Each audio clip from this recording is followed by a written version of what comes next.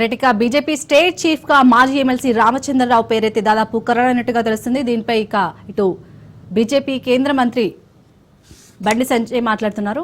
Live లో చూద్దాం. BRS party working president social పెడుతున్నారు కదా, ట్విట్టర్ పెట్టారు కదా బీజేపీ బదనం చేయడానికి. మీ పార్టీలో బీసీ మంత్రి పదవి ఇచ్చారు, బీసీ లేకుండా ఇచ్చారు. మీరు దళితులు ముఖ్యమంత్రి చేస్తాను, మీ అయ్యా సిగ్గు లేకుండా ముక్కు నరుకుంటా, మూతి నరుకుంటా, తల నరుకుంటా, ఇది నరుకుంటా, కింద మీద నరుకుంటా అన్నాడు. ఏమైంది మరి? దళితుడు ముఖ్యమంత్రి ఎందుకు చెప్పరాదు? మీ పార్టీ అధ్యక్షుడు బీసీ ఎందుకు ఇస్తలేరు? అయ్యని చెప్పాను. మేము భారతీయ జనతా పార్టీ అధికారంలోకి వస్తే బీసీ ముఖ్యమంత్రి చేస్తాం. మీ పార్టీని ప్రకటించుకోండి.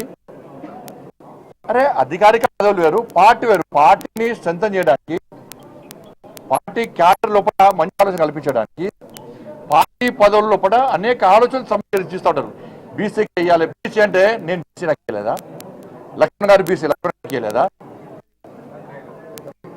గారు బీసీ వారికి వెళ్ళలేదా? దత్తారెడ్డి అధ్యక్షులు లేరా? బంగారు గారు ఎస్సీ వారు లేరా? మరి ఏడవైనాయి? మరి బీఆర్ఎస్ లో ఒక్కరే బీసీ అధ్యక్షులు చేస్తారా? బీసీ ముఖ్యమంత్రి చేస్తారా? ప్రకటిస్తారా? మీరు ముఖ్యమంత్రి చేస్తానే మోసం చేసిపోయా 10 సంవత్సరాలు మొత్తం దోసుకుని అలా పైసలు పైసలు సంపాదించారు.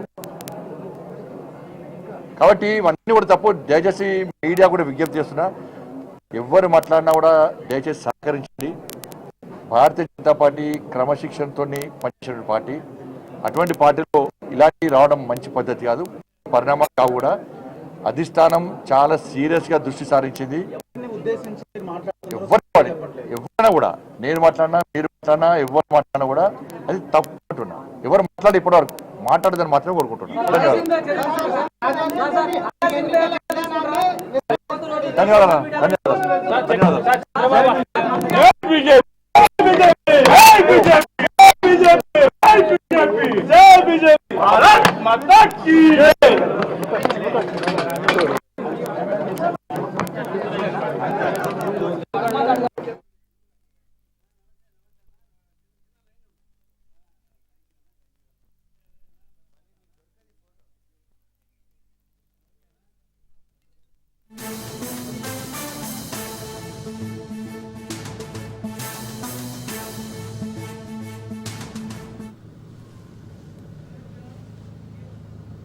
బీజేపీ స్టేట్ చీఫ్ గా మాజీ ఎమ్మెల్సీ రామచంద్రరావు దాదాపు ఖరారైనట్టుగా తెలుస్తోంది.